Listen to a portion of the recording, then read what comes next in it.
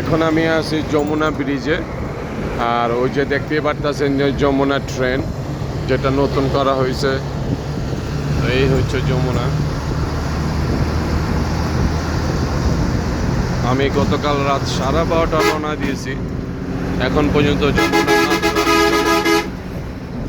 মাত্র Jamuna train bridge উপরে আসছে। এখন ভোর সকাল।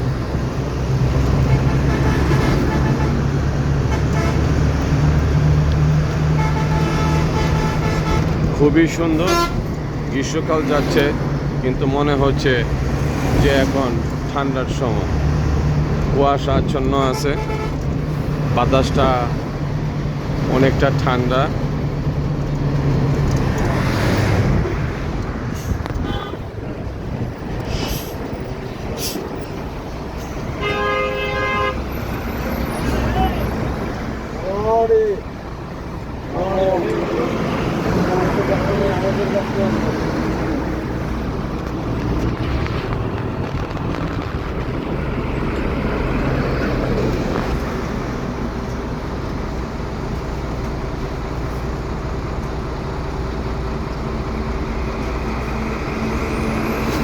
এই হচ্ছে যমুনা ট্রেন লাইন,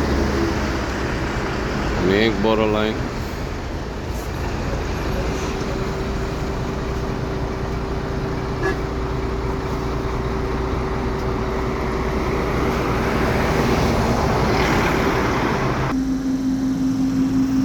আপনাদের এখন দেখাচ্ছি যমুনার আদার সাইড,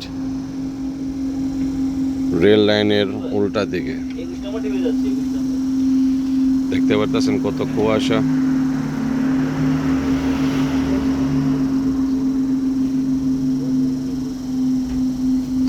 কিন্তু যমুনার আগের মতো সেই যমুনা নাই। মাঝখানে আপনি দেখতে দিতে পারতেছেন যে এখানে পাড় দেখা যাচ্ছে, চর জমানো।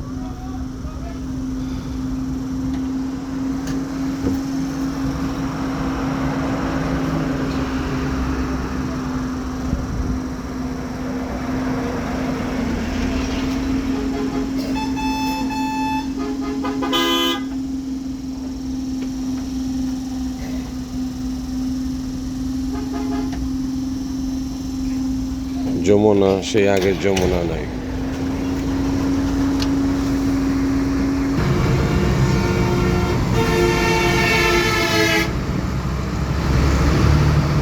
এটা সম্পূর্ণ ধারণকৃত যমুনা নদীর উপরে ব্রিজটাতে। এই যে দেখতে পাচ্ছেন চর দেখা যাচ্ছে, কারণ আমি এটা আর্লি ইন দ্য মর্নিং।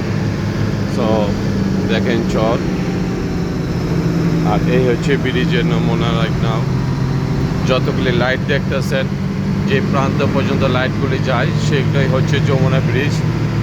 তার আরেক প্রান্তে যমুনা ট্রেন, যেটা এখনো চালু হয় নাই।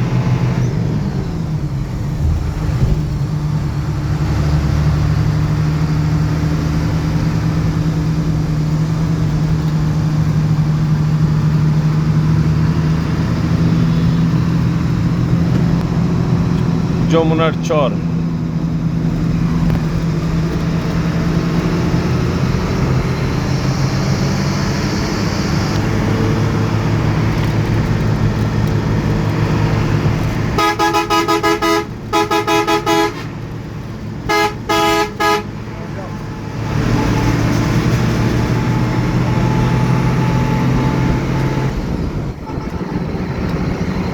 কুয়াশার কারণে আপনাদেরকে দেখাতে পারতেছি না, তবে দেখার চেষ্টা করবেন, বোঝার চেষ্টা করেন। এই যে চরগুলি দেখা যাচ্ছে, এটা হচ্ছে যমুনা নদী, তার বাম পাশে পানি আছে কিন্তু মাঝখানে চর। আমিও অবাক হয়েছি যে এত বড় যমুনা নদী কিভাবে, তাদের কিভাবে নদীটার পানি শূন্যতা চলে আসলো। আমি মনে করি এখন সরকারের কোনো কিছু পদক্ষেপ নেওয়া দরকার।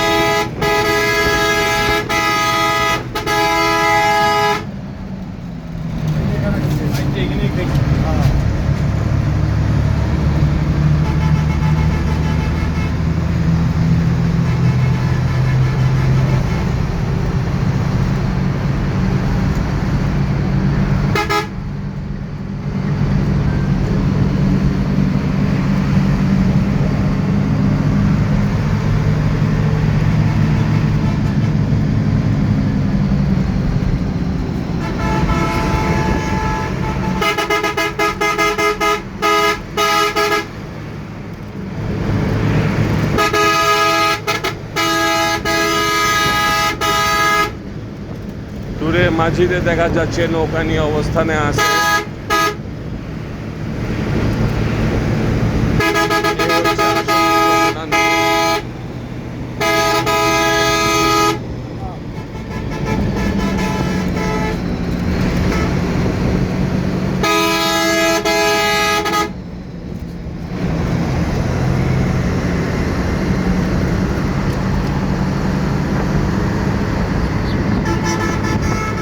কুয়াশার কারণে দেখা যাচ্ছে না।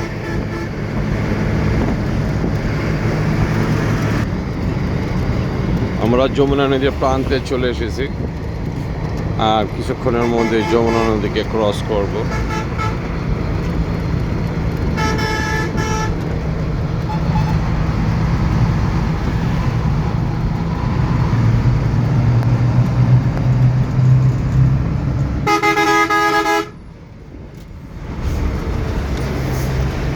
এই হচ্ছে যমুনা নদীর ইতিহাস।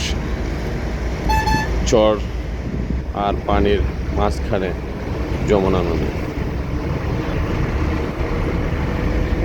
তাহলে চলেন যাওয়া যাক নেক্সট লোকেশনের জন্য।